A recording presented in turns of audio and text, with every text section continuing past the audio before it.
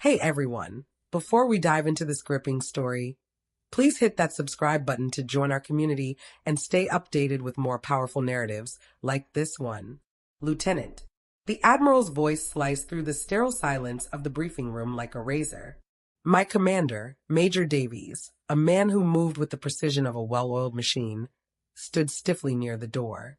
Across the gleaming table sat my father, and Admiral Peterson, a commanding two-star officer, fixed him with a piercing gaze. For the first time, I saw my father shrink. "Your daughter isn't a file clerk," the Admiral declared, each syllable landing like a gavel. "She's the lead threat analyst for Operation Nightshade." He paused, letting the classified codename linger in the air like a heavy fog.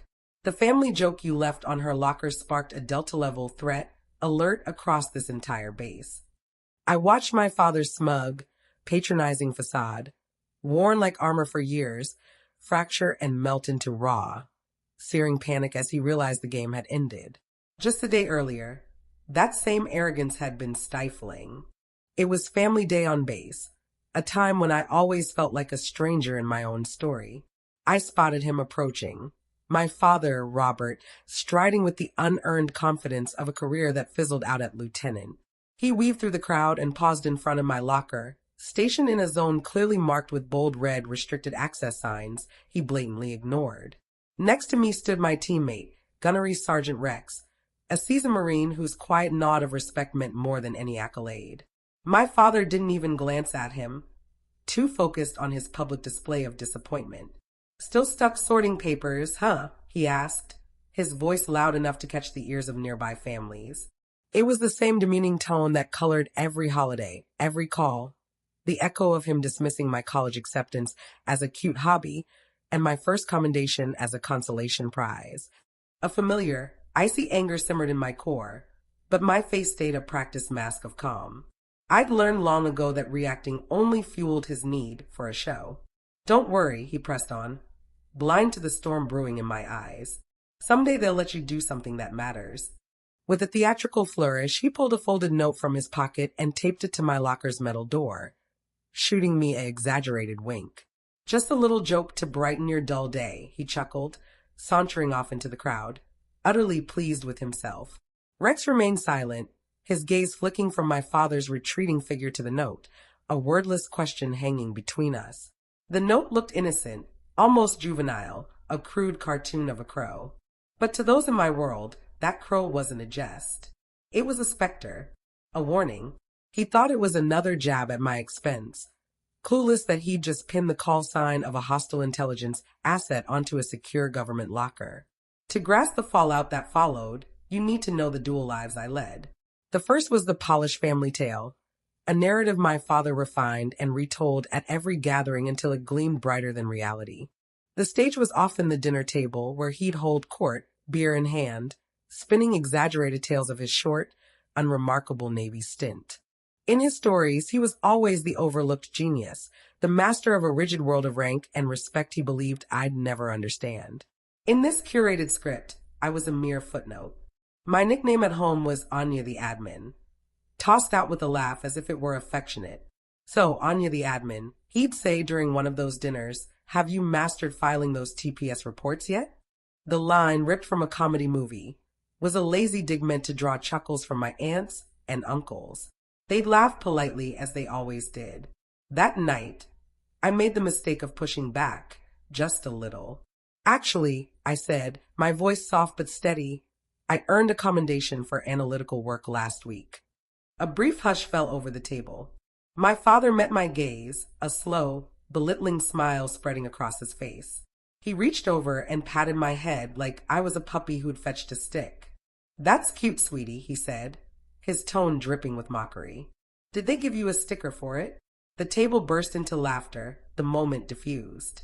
I forced a hollow smile, one I'd honed over 2 decades. Inside, that familiar weight settled in my chest. This was the man who framed his basic training marksmanship badge. Yet my commendation, a formal nod for work with real, critical impact, was reduced to a child's reward. To them, I was just Anya the Admin, the girl with the mundane desk job, and that's all they ever wanted me to be. Now, let me show you the truth. The week before, I wasn't filing reports. I was 200 feet underground in a SCIF, a windowless vault where the only sounds were the hum of servers and the urgent whispers of critical discussions. I sat at a terminal, flanked by Major Davies and 4 other analysts. For 72 hours, we've been sifting through a flood of hostile chatter on a compromised satellite network, a deluge of encrypted fragments, searching for a single lethal needle in the haystack. My eyes stung from staring at the screen, but then I caught it, a ghost in the data, a recurring string of corrupted code that didn't match the encryption pattern. A whisper. "I'm running a probabilistic trace on the signal source," I said, my voice steady despite the adrenaline surging through me. "This anomaly isn't noise, it's a mass carrier signal." My fingers danced across the keyboard, peeling back layers of digital deception. A map flared to life on the main screen, a red circle pulsing over a deep water port. The signal was hidden in commercial shipping manifests, carrying a single chilling phrase tied to the crow. My work stopped a massive intelligence leak that could have endangered assets across the region. The room's tension broke with a collective sigh of relief. Major Davies, a man who rationed words like precious ammo, looked at me across the terminal and gave a single, sharp nod. "Solid work, specialist," he said, his voice quiet but resonant. "You just saved us 6 months of damage control." No applause, no fanfare, just the silent, unshakable respect of the only people who knew what I really did. That nod meant more than any praise my father ever offered. The only other person who glimpsed both my worlds was Rex, my teammate, a career Marine on our joint task force. Rex spoke little but saw everything. He'd witnessed my work in the SCIF and the way my father treated me on Family Day. He never commented directly, but he understood the tightrope I walked. He became my shield. When curious colleagues asked what I did, and I fed them my cover story about logistics, Rex would jump in. "Sharma's paperwork keeps this base running," he'd say with a straight face. "We'd collapse without her." It was our private joke, using their dismissive narrative as my armor. He knew I wasn't a clerk, I was a hunter. For years, I let my father believe his version of me. It was safer. But by taping that crow to my locker, he didn't just mock Anya the admin. He invaded Specialist Sharma's domain. And in my world, the rules are different. For a long moment after he left, I stared at the cartoonish crow. The old me, the dinner table me, would have felt the familiar sting of shame, crumpled the note, and swallowed the rage. But standing there in my uniform, something shifted. Years of seeking his approval, of hoping he'd see me, dissolved. Confronting him emotionally was futile. He only respected authority and consequences. And in my world, I spoke that language fluently. Without a word to Rex, I carefully peeled the note from the locker, holding it by the edges, and marched to Major Davies' office. I entered without knocking, placed the note on his desk. He looked up, his expression shifting from curious to grim as he recognized the symbol from my threat briefings. This wasn't a family issue anymore, it was a breach. His voice was like ice. "Get me in CIS." Within an hour, I was in a sterile interview room, not as a daughter, but as the lead expert on Operation Nightshade. The 2 NCIS agents across the table didn't care about my family drama. They cared about the crow, its meaning, and the protocol violation. I was no longer Anya the admin, but Specialist Sharma, delivering expert testimony on a potential security threat. As I spoke, a cold precision took over, detachment replacing personal pain. My father had mistaken a hornet's nest for a beehive, and he was about to feel the sting. After the interview, I sat at my terminal, drafting an incident report with deliberate precision. Unauthorized communication placed at a secure location, bearing known hostile intelligence symbology. I typed, knowing those words would flag a high-level review. Then I recalled the base-wide security inspection set for the next day, led by Admiral Peterson himself. The timing was impeccable, a rare alignment of fate. In my report's final section, I requested that the civilian responsible, Robert Sharma, attend the outbriefing, citing procedural transparency.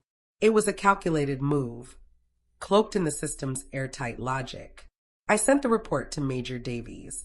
He read it, his face unreadable, then met my eyes.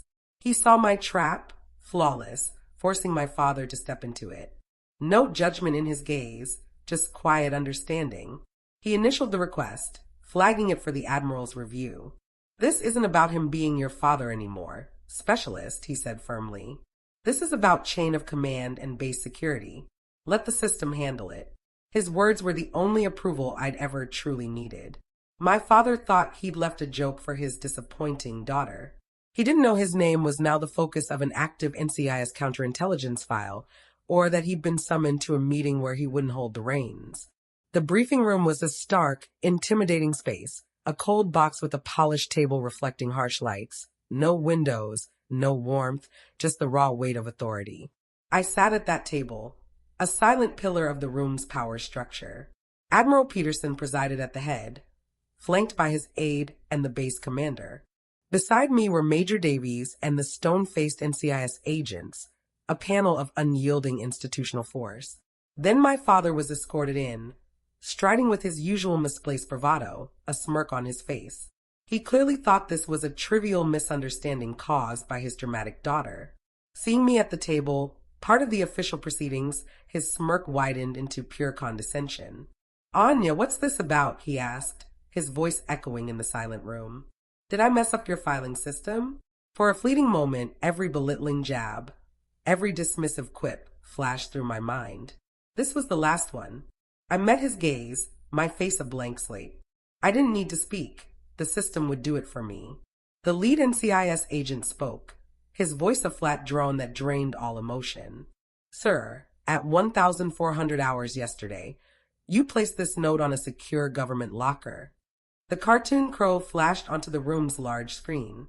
My father's eyes flicked to it, a spark of irritation crossing his face. "You stated it was a family joke," the agent continued, letting the phrase hang, absurd and exposed. He turned to me. "Specialist Sharma, please brief the Admiral on the symbol's significance." This was the moment my two worlds collided. I stood, the chair scraped sharp in the silence, my movements deliberate. I didn't look at my father. My focus was on the Admiral, a man who understood protocol and consequences. I was no longer a daughter. I was a specialist delivering a threat assessment. "Admiral," I began, my voice calm and clear. "The Crow is a verified marker for a hostile intelligence unit in this region. My team has tracked their activities for 18 months under Operation Nightshade." A sharp gasp came from my father's seat. The operation's name hit like a blow. I continued, eyes fixed on the Admiral. "This symbol isn't casual. It signals a target for immediate surveillance or extraction." I paused, letting the words sink into the room's heavy silence, then turned to meet my father's eyes. The smirk was gone, replaced by a sickening realization. "By placing it on my locker," I said, my voice low but resonant, "you marked me as their next target." His face collapsed, blood draining until he looked spectral, his mouth working soundlessly. Finally, he stammered, "It was from an unclassified email thread." I thought it was funny. His excuse was feeble, crumbling under Admiral Peterson's icy stare. The Admiral leaned forward, his voice a venomous whisper. "That you treated a known threat indicator as a joke is alarming, Lieutenant." He wielded the old rank like a blade, reminding my father of his failures. "That you placed it on the locker of the lead analyst for the operation is a security breach of the highest magnitude."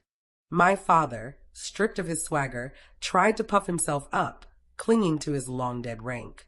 It was futile. In that room, he wasn't an officer or a father. He was a civilian who'd recklessly endangered a critical mission. He was nothing. He'd spent my life making me feel small, but my classified job title reduced him to irrelevance. The Admiral's final words cut like a blade. "Your base access is revoked, effective immediately." His voice was quiet, authoritative. "You are barred from all DoD facilities pending investigation. You are dismissed." My father stood, a hollow shell of the man who'd entered smirking minutes before. Two MPs flanked him, their presence sealing his fate. He didn't resist as they let him out, his gaze vacant, not angry or defiant, just empty. After the door closed, the room's tension shifted to a quiet, profound respect aimed at me. Admiral Peterson turned, his expression softening. Specialist, he said, the title carrying new weight. Your handling of this was impeccable. You followed protocol despite a deeply personal provocation. He paused, his gaze intense. Your father's recklessness has, ironically, underscored the vital importance of your work and your indispensability to it. I nodded, unable to speak, not from triumph, but from a strange sense of balance restored, as if a lifelong burden had lifted. 6 months later, I stood in that same room, but not at the sidelines.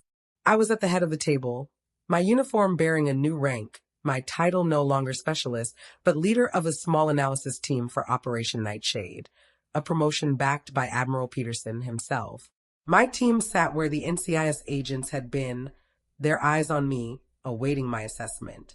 Major Davies, no longer my commander but a liaison, sat in my father's former chair. The asset's recent communication patterns deviate from protocol, I said, pointing to intricate data on the screen. This indicates either duress or preparation for exfiltration. The room was silent, every officer and analyst hanging on my words, trusting my expertise, respecting my authority. This, I thought, is what family feels like, not obligation or shared names, but a bond forged in purpose, respect, and competence earned under fire. One evening, after a long day chasing a new lead, I sat alone in my office, city lights glimmering below. My phone buzzed with a text from an unknown number. Instinctively, I braced for a professional contact, but it was a ghost, my father. Anya, I'm so sorry. I didn't know. More words followed, excuses, regrets, justifications. I didn't read them. Those first lines sparked nothing. No anger, no satisfaction, no pity. Just silence, a vast, peaceful quiet where a storm had once raged. His apology, once something I'd have craved, was now irrelevant, a key to a lock long gone. My peace was mine, earned through my own strength. I deleted the message without responding, set my phone down, and returned to the mission board. My father thought legacy was a rank on a collar. I learned it's built in silence and proven in public. If you've ever had to prove your worth to those who refuse to see it, share your story below. In this community, your value is always seen.